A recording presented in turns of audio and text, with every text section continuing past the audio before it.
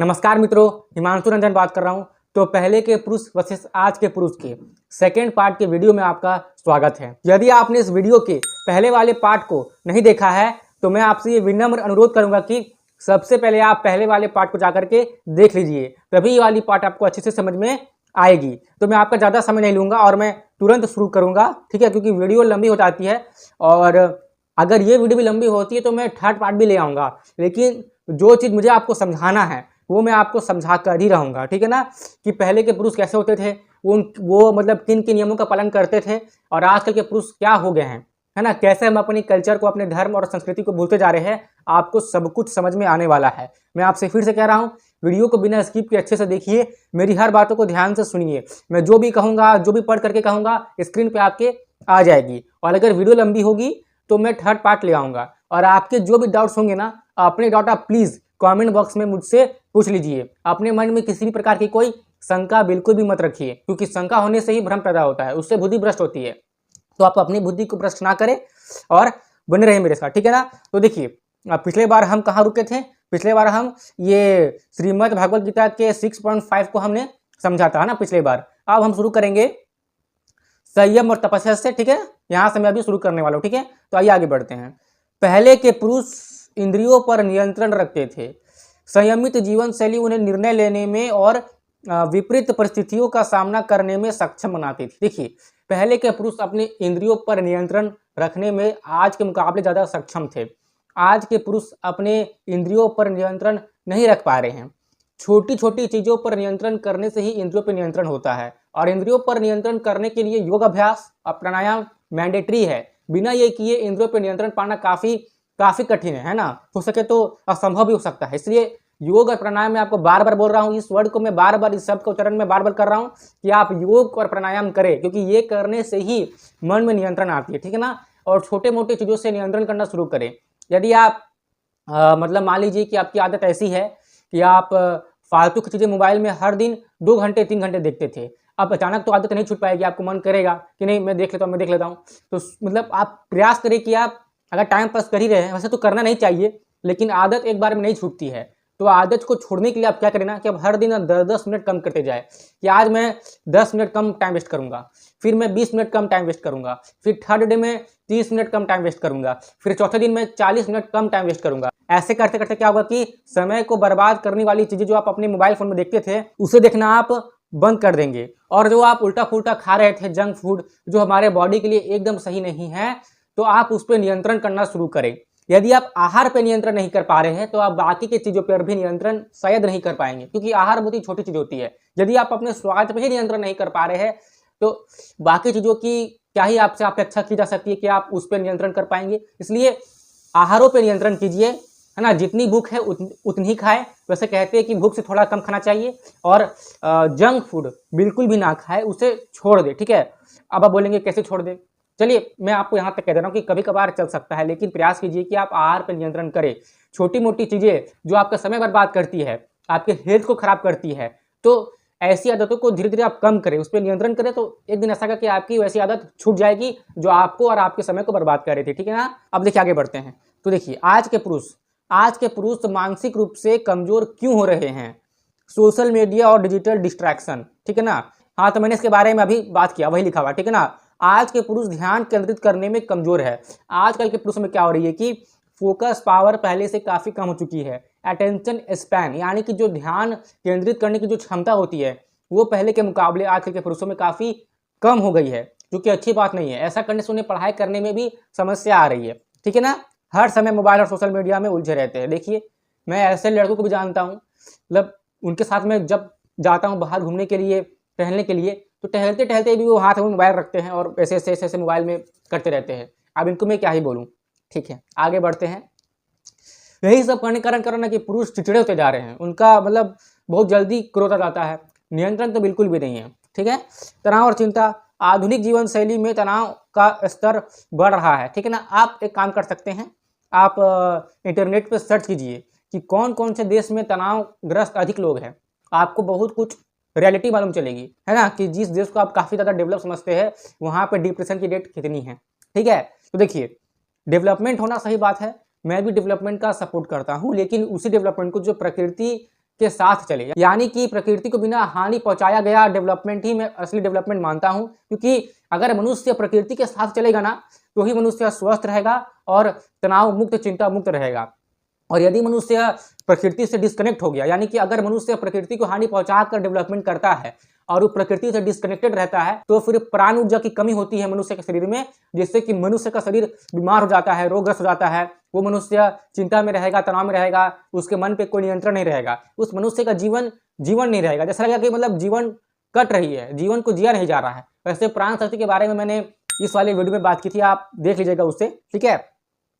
तो बात यहाँ पर यह है कि डेवलपमेंट होना सही बात है अगर आप प्रकृति को साथ में लेकर के डेवलप करते हैं तो, और साथ में जो अपनी संस्कृति है, खास करके जो भारतीय सनातन वैदिक धर्म जो संस्कृति है, ये ऐसी संस्कृति है कि जो भी व्यक्ति संस्कृति में जिएगा ना तो वो काफ़ी ज़्यादा मजबूत होगा, शारीरिक रूप से भी और मानसिक रूप से भी। ये बात 100% ट्रूथ है। ये आपको समझ में आ जाएगा यदि आप मेरे चैनल से जुड़े रहे तो। मैं आपको एक एक करके हर चीज़ डिटेल में समझाते जाऊँगा, लेकिन मैं डिटेल में समझाऊंगा, मैं कोई शॉर्ट में कोई चीज़ नहीं समझाऊंगा। जो चीज़ मैं समझ पा रहा हूँ वही चीज़ मैं आप तक पहुंचाने का भी प्रयास करूंगा, ठीक है। तो देखिए, ध्यान और योग की कमी मानसिक कमजोरी का कारण है। यहाँ भी ध्यान और योग आ ही गया। ध्यान और योग ही मतलब माफ कीजिएगा, बहुत ही मेन है जिसे लोग भूलते जा रहे हैं। आध्यात्मिक शक्ति, धर्म और ज्ञान। पहले के पुरुष धर्म और ज्ञान से मजबूत क्यों थे, समझिए इस बात को। धार्मिक अभ्यास, वे संध्या वंदन, हवन और मंत्रोच्चार करते थे। अब देखिए, ये संध्या वंदन जो यहाँ पे है, हवन है, इसके बारे में मैं आगे डिटेल में बात करूंगा। फिलहाल आप इतना समझिए कि पहले संध्या वंदन, हवन और मंत्रोच्चार नॉर्मल बात थी, लोग हर रोज करते थे, सभी करते थे, लेकिन आजकल ये छूटते जा रही है। और ये चीज़ कितना असरदार है हमारे जीवन शैली के लिए, और ये चीज़ हमारे जीवन को मतलब आनंदित करने में कितना सहायता करती है और कितना महत्वपूर्ण चीज़ें हैं ये सब, ये आपको समझ में आ जाएगा, बस अब बने रहिए। इससे उनकी आत्मा शुद्ध और मन शांत रहता था। कैसे रहता था आपको समझ में आ जाएगा, बस आप बने रहिए। और यदि आप खुद ये चीज़ करेंगे ना तो आपको खुद ही एहसास होगा कि आपका मन कितना शांत हो गया, बुद्धि आपकी कितनी स्थिर हो गई है, ठीक है। इस पर बात होगी आगे, बस बने रहिए। संध्या वंदन, हवन और मंत्रोच्चार से मन शांत कैसे रहता है, लीजिए जो आप सोच रहे थे वही आ गया। संध्या वंदन सनातन धर्म का एक पवित्र और वैज्ञानिक अभ्यास है जिसमें सूर्य उपासना, प्राणायाम और मंत्रोच्चार का समन्वय होता है। कैसे मन शांत रहता है, सूर्य उपासना। सुबह और शाम के समय सूर्य की ओर मुख कर ध्यान लगाने से मनोबल बढ़ता है। ये चीज़ प्रैक्टिकल मैं भी करता हूँ। जब मैं सूर्य की ओर मुख करके ध्यान करता हूँ और प्राणायाम करता हूँ तो सच में मन काफ़ी शांत और स्थिर लगता है, हो जाता है। मतलब कि ऐसा प्रतीत होता है कि शरीर में ऊर्जा प्रज्वलित हो रही है, काफ़ी अच्छा महसूस होता है। सूर्य के प्रकाश में विटामिन डी का निर्माण होता है जिससे मानसिक तनाव कम होता है।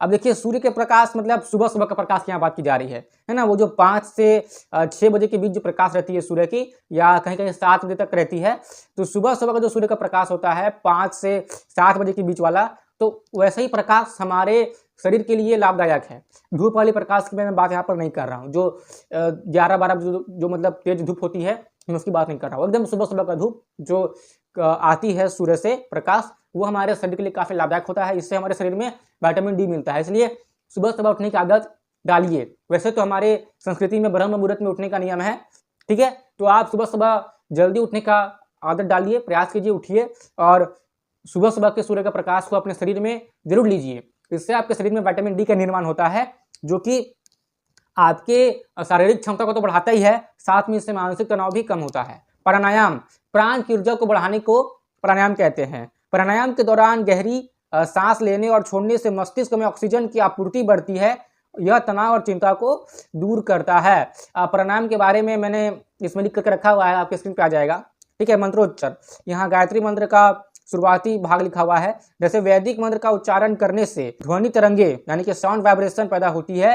ये तरंग मस्तिष्क को शांत करती है। यही मतलब तरंगे होती है जो मन को भी स्थिर बनाती है। मंत्रोच्चार में पावर होती है, शक्ति होती है। अगर आप सही तरीके से मंत्रोच्चार करते हैं तो सही में ये आपको स्थिर बनाती है, क्योंकि मंत्रोच्चार में एक अलग ही प्रकार की ध्वनि तरंगे होती है, निकलती है। इस पे कई प्रकार की एक्सपेरिमेंट्स भी हो चुके हैं और हर साउंड का कोई न कोई हमारे मस्तिष्क पर असर होता ही है। आप ये तो मानते हैं ना कि गाने का असर पड़ता है हमारे मस्तिष्क पे। आप जब भी कोई सॉन्ग म्यूजिक सुनते हैं तो क्या उसका असर आपके मस्तिष्क नहीं पड़ता है? बराबर पड़ता है। आपको काफ़ी अच्छा फील होता है अगर आप अपने फेवरेट सॉन्ग को सुनते हैं तो। तो जब गाने सुनने से प्रभाव पड़ रहा है हमारे मस्तिष्क में, तो सोचिए अगर आप प्रॉपरली मंत्रोच्चारण करते हैं सही तरीके से तो इसका भी असर आपके मस्तिष्क पे, आपके शरीर पे पड़ेगा ही पड़ेगा और अच्छे तरीके से पड़ेगा और इसका लाभ आपको होगा, है ना। ऐसे काफी सारे एक्सपेरिमेंट किए गए हैं कि काफी सारे ग्लासेस होते हैं, वो कटोरा होता है ना, उस पर साउंड वाइब्रेशन प्रोड्यूस की जाती है, तो पानी की जो मॉलिक्यूल्स है वो अलग अलग तरीके से बिहेव करते हैं। और वैसे भी हमारा शरीर भी 70% पानी से बना हुआ है, तो जरा आप सोचिए क्या हमारे शरीर पर मंत्रों का प्रभाव नहीं होगा? बराबर प्रभाव होगा, ठीक है। इसलिए सही तरीके से मंत्रोच्चार करना बहुत ही अधिक आवश्यक है। हवन, तो हवन हमारे संस्कृति का हिस्सा है। हवन यानी कि एक अग्निहोत्र यज्ञ है जिसमें समिधा, घी और औषधीय जड़ी बूटियां अग्नि में आहुति स्वरूप अर्पित की जाती है। कैसे मन शांत रहता है? देखिए, ध्वनि और मंत्र प्रभाव। हवन के दौरान मंत्रों का उच्चारण और स्वाहा, आप समझते होंगे, शब्द के प्रभाव से ध्वनि तरंगे उत्पन्न होती है। यह मस्तिष्क को सकारात्मक ऊर्जा यानी कि पॉजिटिव एनर्जी से भर देता है।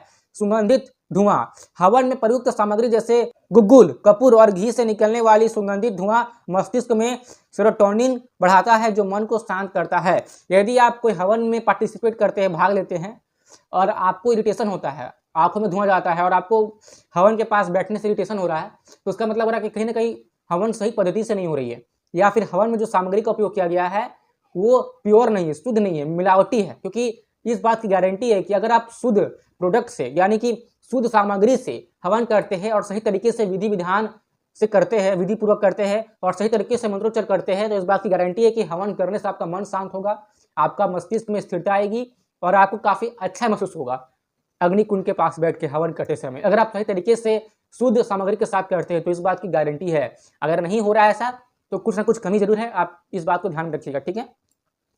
ध्यान केंद्रित करना, और हाँ देखिए, हवन से हवा शुद्ध होती है, ये पता ना आपको। हवन करते समय ध्यान केवल अग्नि और मंत्रों पर केंद्रित होता है। यह अभ्यास माइंडफुलनेस को बढ़ावा देता है और मन को इधर उधर भटकने से रोकता है। मंत्रोच्चार, मंत्रोच्चार का अर्थ है ध्वनि तरंगों का निर्माण जो मानसिक और आध्यात्मिक विकास में सहायक होती है। कैसे मन शांत रहता है? कैसे? ध्वनि तरंगों का प्रभाव, जब हम मंत्रों का उच्चारण करते हैं तो ध्वनि तरंगे शरीर की कोशिकाओं और मस्तिष्क पर सकारात्मक यानी कि पॉजिटिव इफेक्ट डालती है। उदाहरण, ओम के उच्चारण से मस्तिष्क में अल्फा तरंगे बनती है जिससे तनाव और चिंता कम होती है, ठीक है। ध्यान और विकास, मंत्रोच्चार करते समय ध्यान मंत्रों की ध्वनि और अर्थ पर केंद्रित होता है।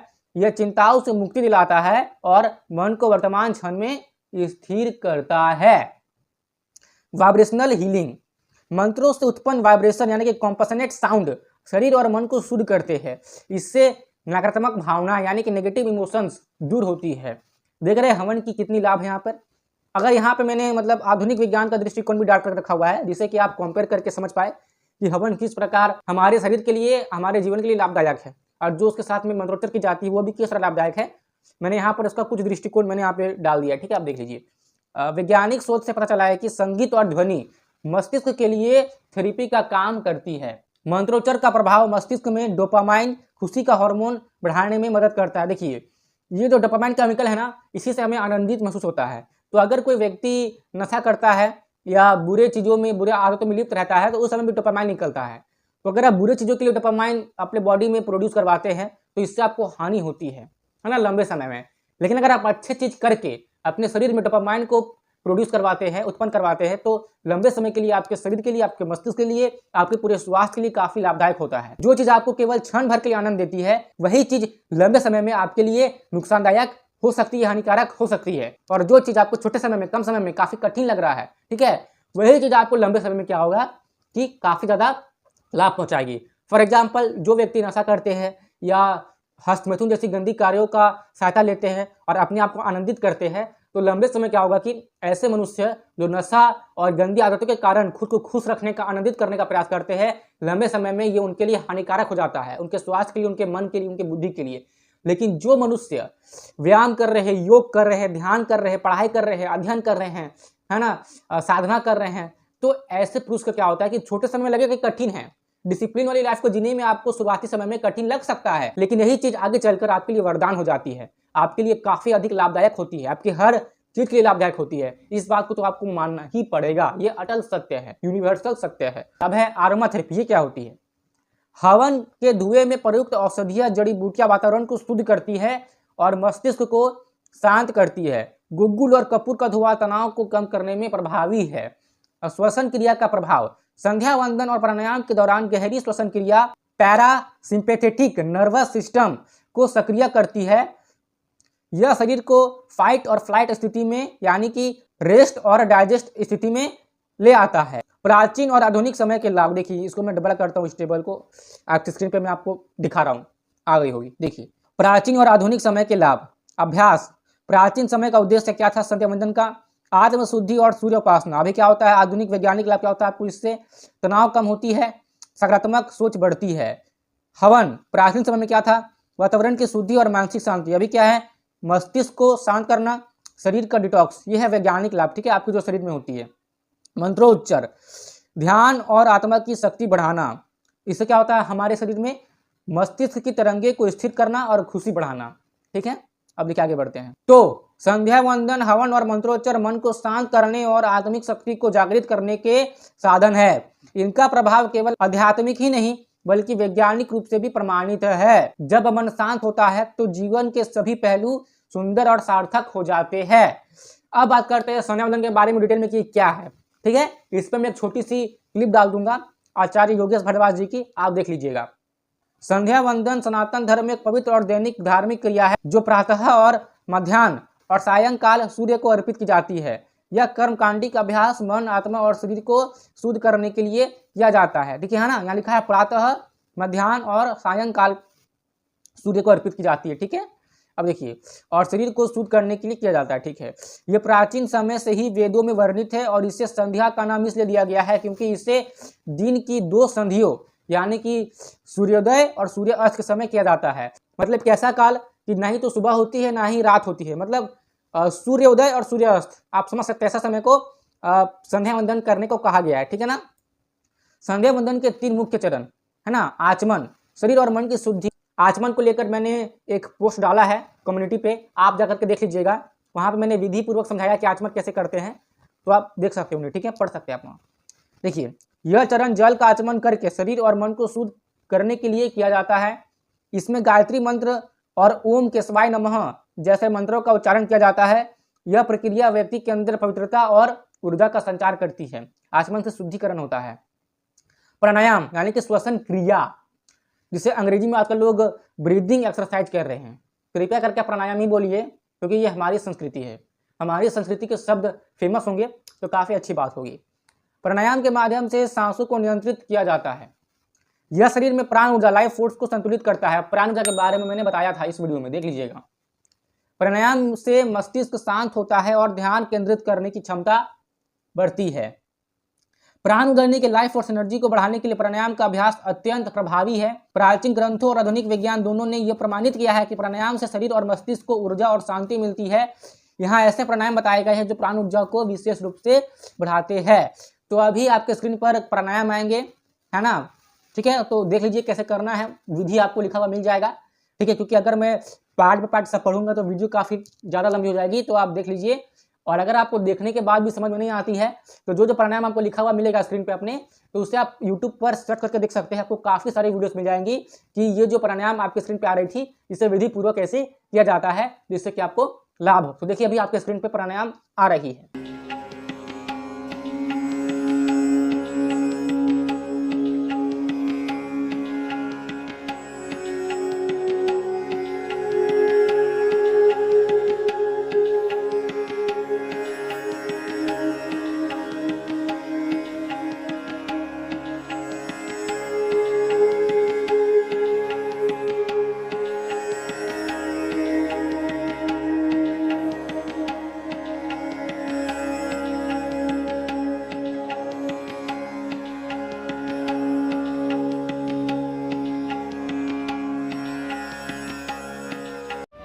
आइए संध्या और यज्ञ सीख। नमस्ते। आइए हम मिलकर संध्या करते हैं और सीख लेते हैं कि जो हमारा नित्य कर्म है, जो प्राचीन भारतीय परंपरा का नित्य कर्म है, वो संध्या, जो आज भी हम जिसका स्नेह अपने साथ तोड़ नहीं पाए हैं, आज भी आरतियों के रूप में हम संध्या करते हैं, वही संध्या हमारे प्राचीन पूर्वज संस्कृत आदि भाषाओं में कैसे करते थे। वैसे हिंदू मत में बहुत सारे अलग अलग शाखाएं प्रशाखाएं हैं और उनमें संध्या का थोड़ा थोड़ा सा भेद है, लेकिन उस भेद के साथ जो संध्या इस समय प्रस्तुत है, आइए संध्या को सीखने का काम करते हैं। संध्या मुश्किल से 7 मिनट की होती है। यदि इसमें बीच में आने वाले प्राणायाम को भी किया जाए तो ये 9 मिनट की हो जाती है। इससे ज़्यादा समय इसमें लगता नहीं है। लेकिन आश्चर्य ये है कि हम 9 मिनट की संध्या के लिए भी समय नहीं निकाल पाते हैं। संध्या में जो जो क्रियाएं बीच में आएंगी, संध्या में जो जो मंत्र बीच में आएंगे उनका उच्चारण, और जो क्रियाएं बीच में आएंगी वो क्रियाएं आपको सीख लेना जरूरी है। संध्या शुरू होती है गायत्री मंत्र से, आप अच्छे से जानते हैं। तो मैं आपसे भी निवेदन करूंगा कि मेरे साथ भी संध्या करने का प्रयास कीजिए। आप जहां हैं वहीं पालथी मारकर कहीं बैठ जाइए और आइए संध्या करते हैं। प्रयास कीजिए मेरे साथ जुड़ने का। जो मंत्र जानते हैं उन मंत्रों को मेरे साथ बोलिए, जो मंत्र नहीं जानते उन्हें शांति से सुनकर समझने का प्रयास कीजिए। कालांतर में बार बार सुन लेने से आपको ये मंत्र अच्छे से याद हो जाएंगे। अथ संध्या ओम भूर्भुवः स्वः तत्सवितुर्वरेण्यं भर्गो देवस्य धीमहि धियो यो नः प्रचोदयात्। ये शिखाबंधन मंत्र है। जिनकी शिखाएं हों वो इस मंत्र के तुरंत बाद अपनी शिखाओं में गांठ लगा लें।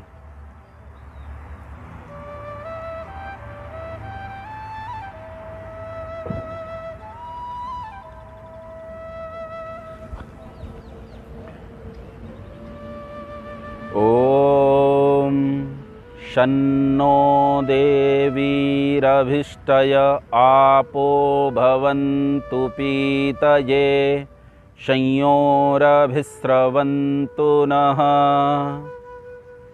इस मंत्र के साथ हम 3 आचमन करते हैं। उतना जल हाथ में लेते हैं जितना जल हमारे कंठ तक होकर हृदय तक पहुंच जाए और कफ निवृत्ति हो जाए। 3 आचमन करते हैं बिना किसी जप के, बिना किसी मंत्र के।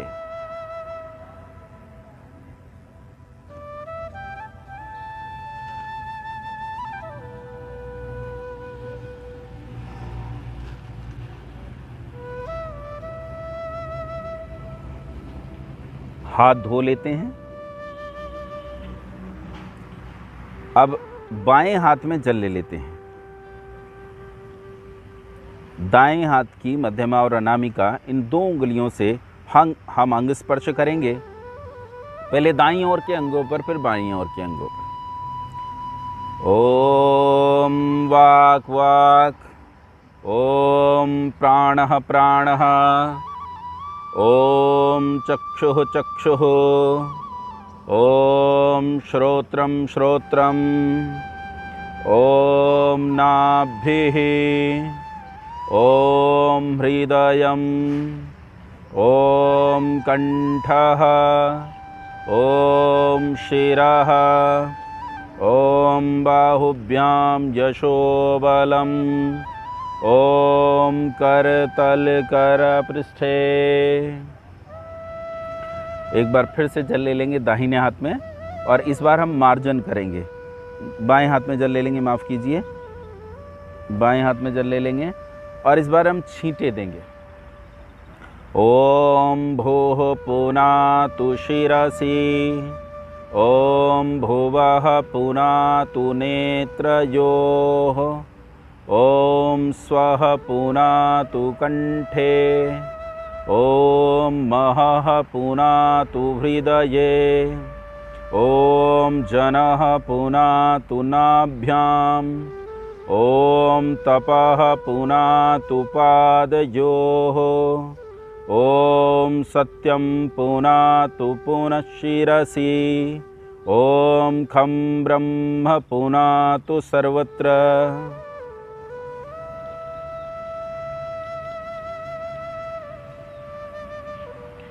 इसके बाद हम मंत्र सहित प्राणायाम करते हैं और मंत्र सहित प्राणायाम में हम श्वास को बाहर रोकते हैं, भीतर रोकते हैं और उसके साथ मंत्र पाठ करते हैं। तो मैं, ताकि आप यहाँ समझ सकें, मेरे ब्रह्मचारी उस प्राणायाम को करेंगे और मैं केवल निर्देश दूंगा। मैं क्योंकि बोलने के साथ नहीं कर पाऊंगा, इसमें जो मंत्र पाठ होता है वो मन में होता है। समंत्रक प्राणायाम। श्वास को धीरे धीरे बाहर निकाल दीजिए और बाहर रोक लीजिए। ओम भूः ओम भुवः ओम स्वः ओम महः ओम जनः ओम तपः ओम सत्यम। ओम भूः ओम भुवः ओम स्वः ओम महः ओम जनः ओम तपः ओम सत्यम। भीतर भर लीजिए श्वास को और भीतर रोक लीजिए। ओम भूः ओम भुवः ओम स्वः ओम महः ओम जनः ओम तपः ओम सत्यम। फिर से श्वास को बाहर निकाल दीजिए और बाहर रोक लीजिए। ओम भूः ओम भुवः ओम स्वः ओम महः ओम जनः ओम तपः ओम सत्यम। भीतर भर लीजिए श्वास को, भीतर रोक लीजिए। ओम भूः ओम भुवः ओम स्वः ओम महः ओम जनः ओम तपः ओम सत्यम। पुनः बाहर निकाल दीजिए श्वास को, बाहर रोक लीजिए और मन में जप कीजिए। ओम भूः ओम भुवः ओम स्वः ओम महः ओम जनः ओम तपः ओम सत्यम। फिर भीतर भर लीजिए श्वास को, रोक लीजिए भीतर। ओम भूः ओम भुवः ओम स्वः ओम महः ओम जनः ओम तपः ओम सत्यम। सामान्य श्वास प्रश्वास कर लीजिए।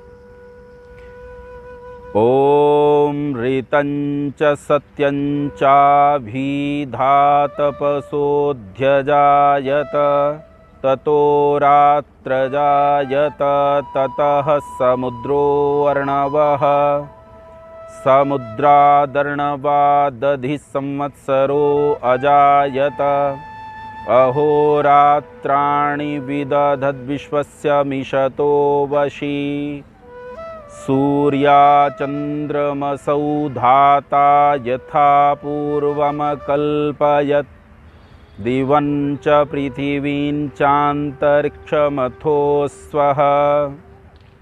ॐ शन्नो देवीरभिष्टय आपो भवन्तु पीतये संयोरभिस्रवन्तु नः। यदि कंठ में कफ हो तो इस मंत्र के बाद पुनः आचमन करेंगे। आचमन।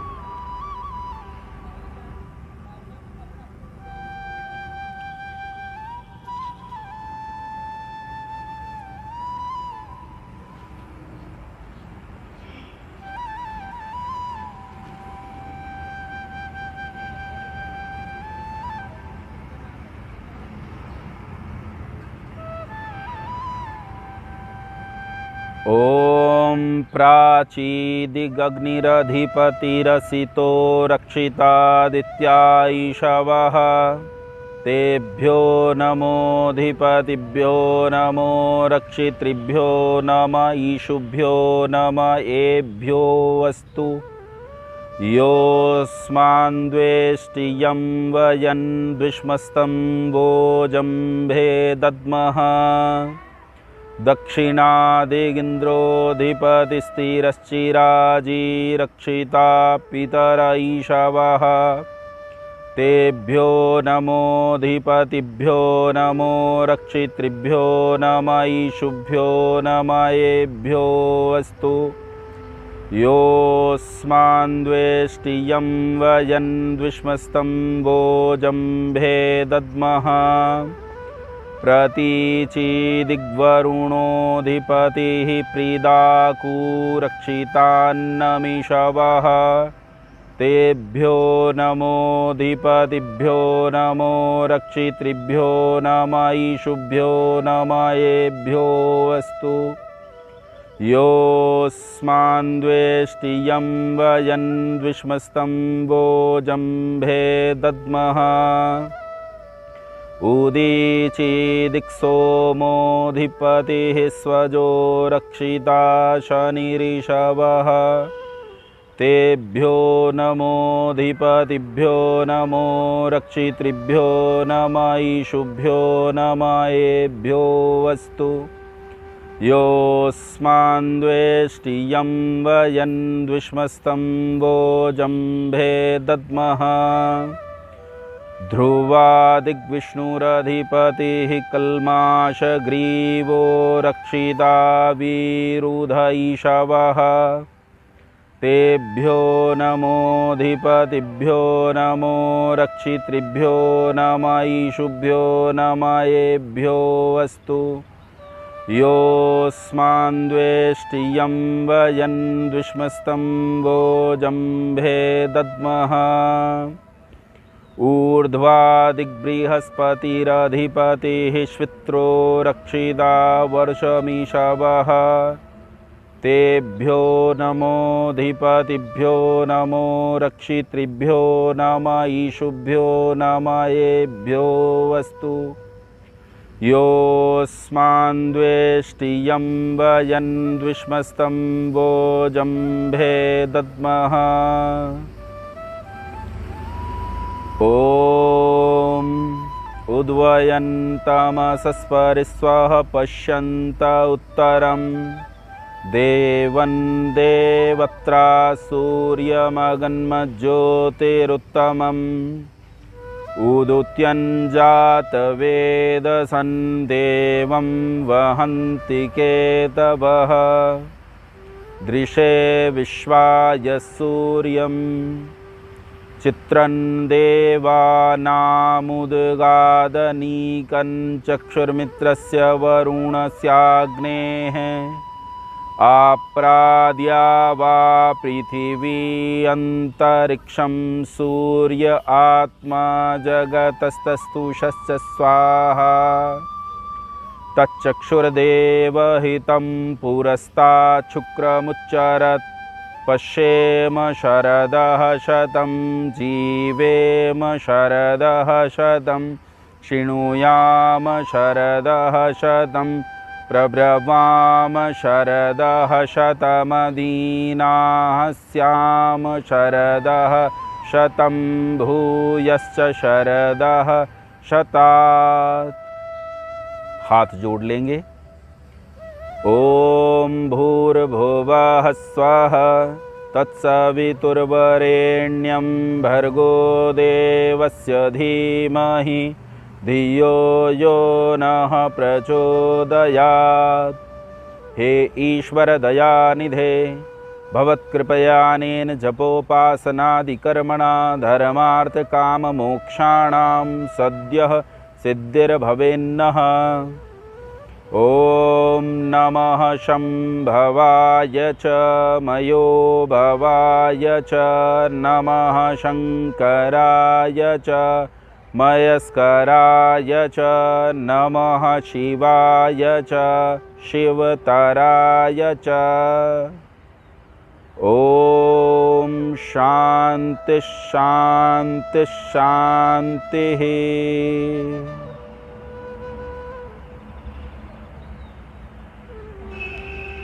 यह हमारा पहला यज्ञ जिसे ब्रह्म यज्ञ अथवा संध्या के नाम से जाना जाता है। करोड़ों साल की सनातन परंपरा में हमारे नित्य कर्मों में से एक अग्निहोत्र। आइए सीखें अग्निहोत्र कैसे किया जाता है। आपके सम्मुख यज्ञ कुंड, आचमन पात्र, प्रदक्षिणा पात्र जल के साथ समिधाएं, घृत, स्रुवा और यज्ञ करने वाले 3 ब्रह्मचारी उपस्थित हैं। अग्निहोत्र करते समय सबसे पहले हम संकल्प पाठ करते हैं। सबसे पहले हम संकल्प लेते हैं कि कितनी लंबी परंपरा हमारी यज्ञ की रही है, कब से हम यज्ञ करते चले आए और आज हम इस लंबी परंपरा में क्रम से यज्ञ करते हुए किस समय और किस स्थान पर उपस्थित हैं। सबसे पहले संकल्प पाठ करते हैं।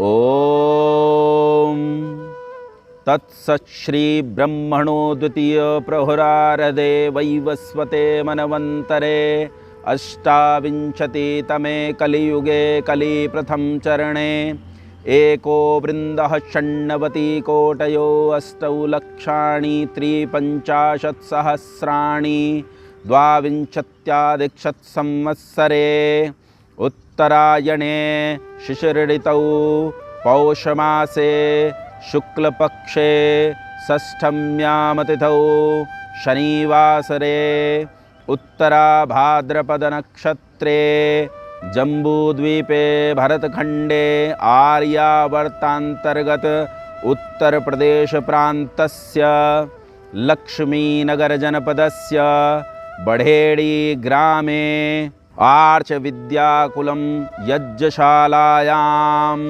कौशिकगोत्रोत्पन्नः शिवनारायण प्रपौत्रः श्रीबलराजपुत्रः तुषारनामाहं देवयज्ञ कर्मकरणाय भवन्तं वृणे। ऋत्विकगण यहाँ उत्तर में कहते हैं वृत्तो अस्मि, अर्थात आपने जो यज्ञ करने के लिए ऋत्विक के रूप में हमारा वर्ण किया है उसके लिए हम उपस्थित हैं और आपके साथ सहमत हैं। इसके तुरंत बाद हम 3 आचमन करते हैं। प्रत्येक बार हम आचमन मंत्र के बाद करते हैं। बाएं हाथ में आचमन पात्र उठा लें। दाहिने हाथ की हथेली पर उतना जल जितना हृदय तक आ जाए ले लीजिए। मंत्र के बाद हम प्रत्येक बार आचमन करते हैं। ओम अमृतोपस्तरणमसे स्वाहा। एक और बार ले लीजिए। ओम अमृतापिधानमसे स्वाहा। एक और बार। ओम सत्यं यशः श्रीर्मयि श्री श्रयताम स्वाहा। इस छूटे हाथ को थोड़े से जल के साथ धो लेते हैं। पुनश्च बाएं हाथ की हथेली पर जल ले लेते हैं और बाएं हाथ की हथेली पर जल लेकर हम अंग स्पर्श करेंगे। पहले दाहिनी ओर फिर बाईं ओर। ओम वांग्मास्यस्तु। ओम नसोर में प्राणो अस्तु। ओम मक्षणोर में चक्षुरस्तु। ओम कर्णयोर में श्रोत्रमस्तु। ओम बाह्वोर में बलमस्तु। ओम मुरुवोरमा ओजो अस्तु। ओम मरिष्टानि मेंगानि तनुस्तनवा में सह सन्तु। अग्नि के लिए सबसे पहले हम दीपक में अग्नि को प्रज्वलित करते हैं।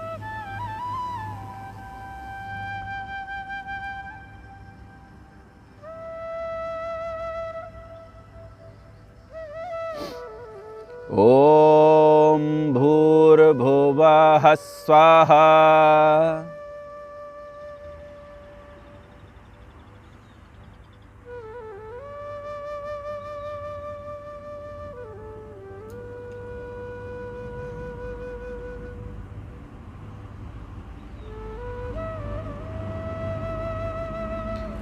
अब कपूर को एक लंबी चम्मच, जिसे हम स्रुवा कहते हैं, उस लंबी चम्मच में कपूर को ले लेते हैं और इस दीपक से अग्नि को उस चम्मच में ले लेते हैं। लेकर इस अग्नि को मंत्र के बाद यज्ञ कुंड के भीतर हम स्थापित करते हैं।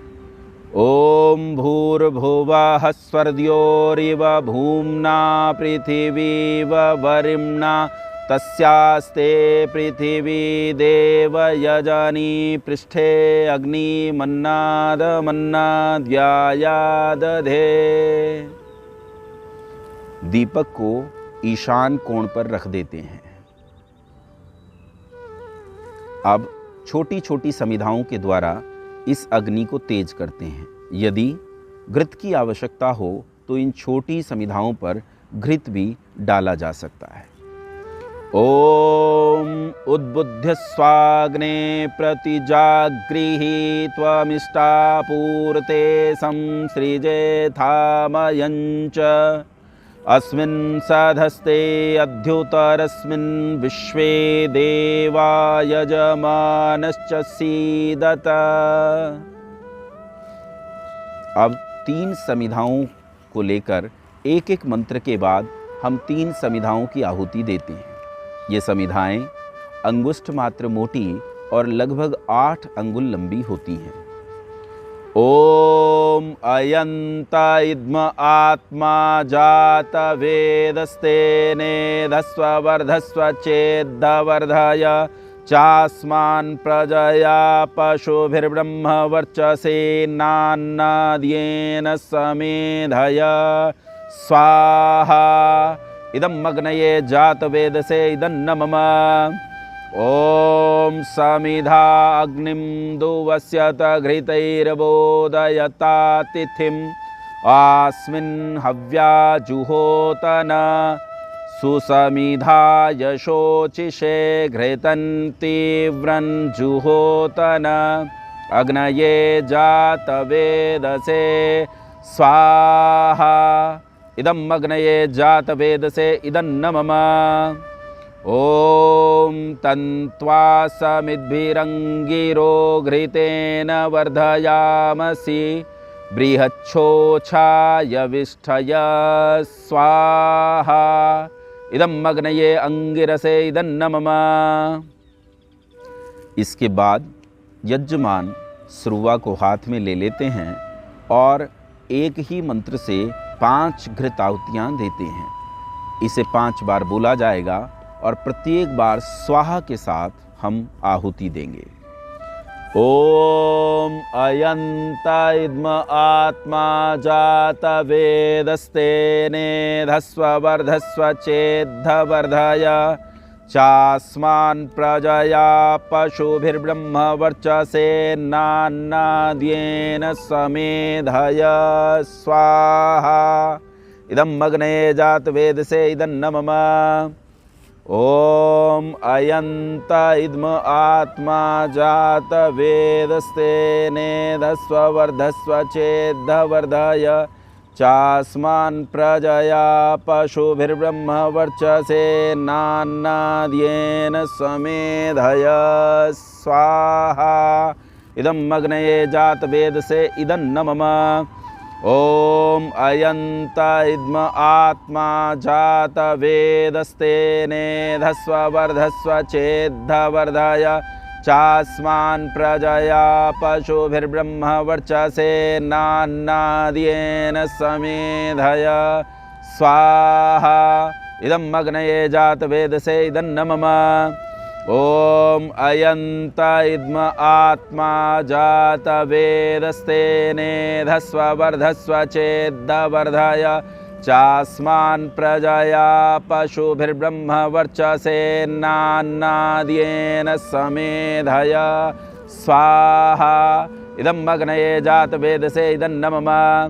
ओम अयंत इद्म आत्मा जात वेदस्तेने धस्व वर्धस्व चेद्वर्धय चास्मान् प्रजया पशुभिर्ब्रह्म वर्चसेनान्नाद्येन समेधय स्वाहा इदं अग्नये जातवेदसे इदन्न मम।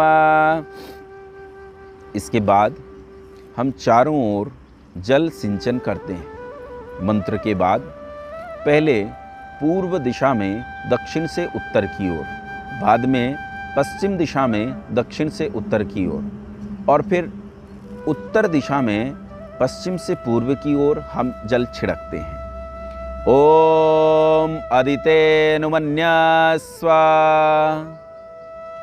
ओम अनुमतेनुमन्यस्व ओम सरस्वत्यनुमन्यस्व। अगले मंत्र के बाद हम चारों ओर यज्ञ कुंड के जल छिड़कते हैं। ॐ देवसवितः प्रसूवयज्ञं प्रसूवयज्ञपतिं भगाय दिव्यो गन्धर्वः केतपुः केदन्नः पुनातु वाचस्पतिर्वाचन्नः स्वदतु।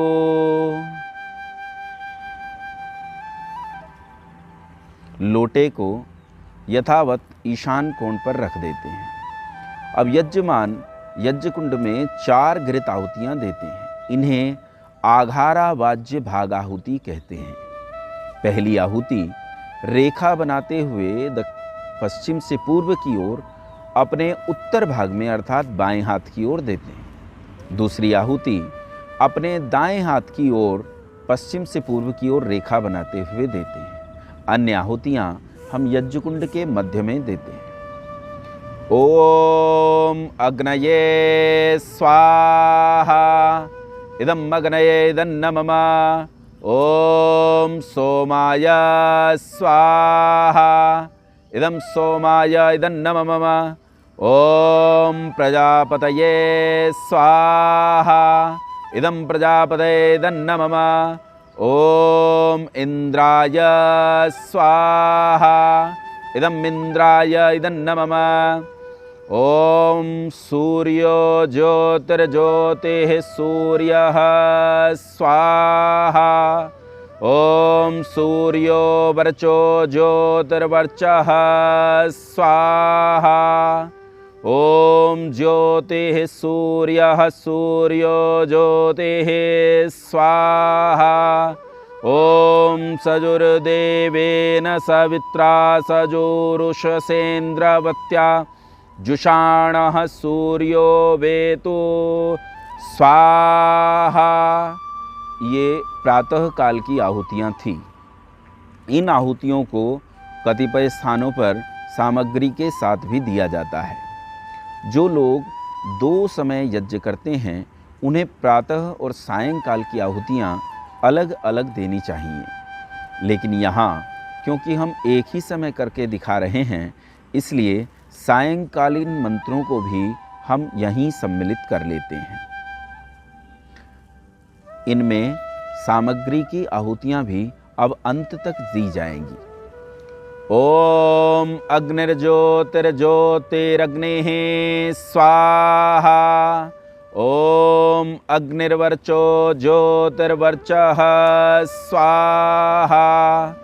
ओम स्वाहा।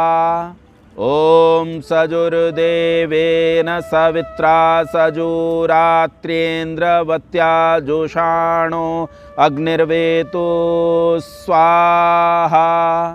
ओम भूरग्नये प्राणाय स्वाहा इदम अग्नये प्राणाय इदन्नमम। ओम भूर्वायवे पानाय स्वाहा इदं वायवे पानाय इदन्नमम। ओम स्वरादित्याय व्यानाय स्वाहा इदमादित्याय व्यानाय इदन्नमम। ओम भूर्भुवः स्वरग्निवायवादित्येभ्यः प्राणापानव्यानेभ्यः स्वाहा इदं अग्निवायवादित्येभ्यः प्राणापानव्यानेभ्यः इदन्नमम। ओम आपो ज्योतिरसो अमृतं ब्रह्म भूर्भुवः स्वरों स्वाहा। ओम यां मेधां देवगणाः पितरश्चोपासते तया मामद्य मेधयाग्ने मेधाविनं कुरु स्वाहा।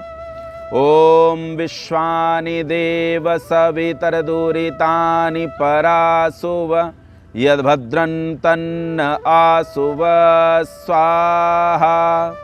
ओम अग्नेन यसुपथाराये अस्मान् विश्वानि देव वयुनानि विद्वान् युयोध्यस्मज्जुहुराण मेनो भूयिष्ठान्ते नम उक्तिं विधेम स्वाहा।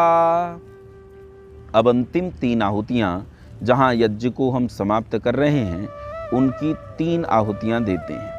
ओम सर्वं वै पूर्णं स्वाहा। ओम सर्वं वै पूर्णं स्वाहा। ओम सर्वं वै पूर्णं स्वाहा। संकल्प पाठ से प्रारंभ करके सर्वं वै पूर्णं स्वाहा पर यहाँ आपका यज्ञ समाप्त हो जाता है, किंतु कई श्रद्धालु लोग इसके बाद यज्ञ प्रार्थना आदि भी गाते हैं। इसके अलावा कुछ अच्छी भावना के श्लोक जैसे सर्वे भवन्तु सुखिनः आदि भी गाए जाते हैं, किंतु यज्ञ सर्वं वै पूर्णं स्वाहा के साथ समाप्त हो जाता है। यदि आप दैनिक यज्ञ करते हैं तो इसमें कठिनाई से आपको 10 से 12 मिनट का समय लगता है, इससे ज़्यादा का समय नहीं लगता। हमारा आप सभी दर्शकों और श्रोताओं से निवेदन है कि अपने घरों में प्रतिदिन 2 समय यज्ञ अवश्य करें। यदि 2 समय न कर सकें तो प्रतिदिन 1 बार यज्ञ अवश्य करें, इसमें अधिक समय नहीं लगता। आप सभी को सादर नमस्ते।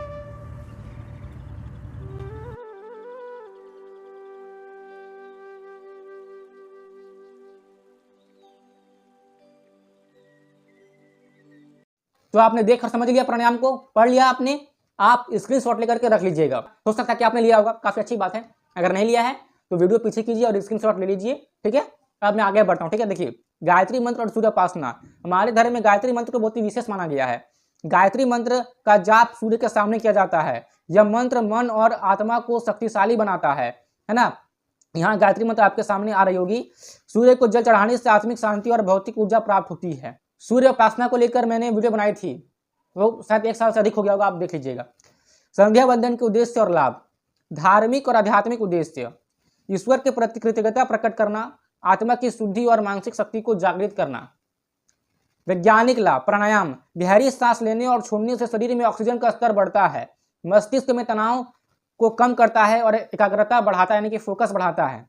प्राणायाम करने से आपकी फोकस पावर बढ़ जाएगी। आप करके तो देखिए, पहले मुझे भी फोकस करने में समस्या होती थी, लेकिन प्राणायाम का सहारा लेने के बाद मैं देख पा रहा हूँ कि मैं फोकस कर पा रहा हूँ। और ये आपको चमत्कार जैसा लग सकता है कि प्राणायाम करने से कैसे आपका फोकस पावर बढ़ गया है। आप प्रतिदिन प्राणायाम किया कीजिए और देखिए इसका चमत्कार आपके जीवन में कैसे होता है, ठीक है। सूर्योपासना, सुबह के सूर्य की किरणों से विटामिन डी का निर्माण होता है। यह मनोबल और प्रतिरक्षा प्रणाली को मजबूत करता है। ये बात मैंने आपको बताई। जल चढ़ाना, जल चढ़ाते समय ध्यान और मन की एकाग्रता बढ़ती है। पानी की धारा को देखकर मन शांत रहता है और नेगेटिव थॉट्स दूर होते हैं। गायत्री मंत्र का प्रभाव, मानसिक शांति और ध्यान के लिए अत्यंत प्रभावी है। ध्वनि तरंगों से मस्तिष्क और शरीर पर सकारात्मक प्रभाव पड़ती है।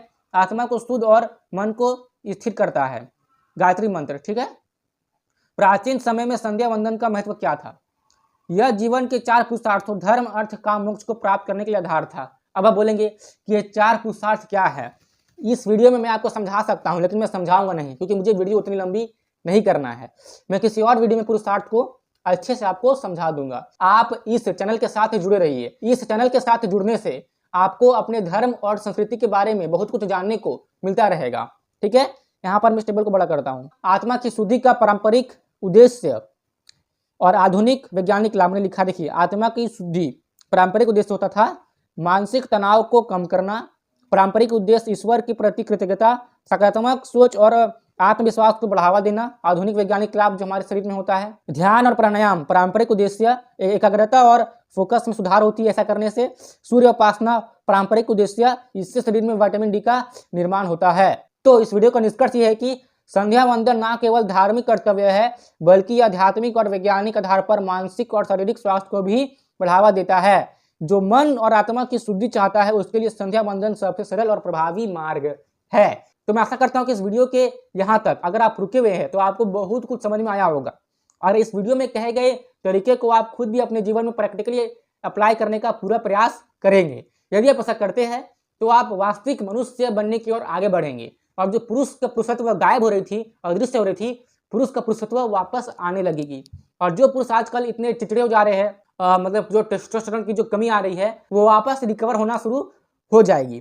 तो देखिए, अभी और भी पार्ट बाकी है ना। तो वीडियो ज़्यादा लंबी हो रही है, इसलिए मैं थर्ड पार्ट लाऊंगा इस सीरीज का, तो आप थर्ड पार्ट का प्रतीक्षा कीजिए। बहुत ही जल्द मैं थर्ड पार्ट भी अपलोड कर दूंगा। और आप यहाँ तक रुके रहे, आपने मेरा साथ दिया, आपने मुझे सुना, आप इतने धैर्यपूर्वक इस वीडियो को देखते रहे, इसके लिए आपका बहुत बहुत धन्यवाद। मिलता हूँ मैं आपको इसी वीडियो के थर्ड पार्ट में। तब तक के लिए जय श्री राम, जय भारत।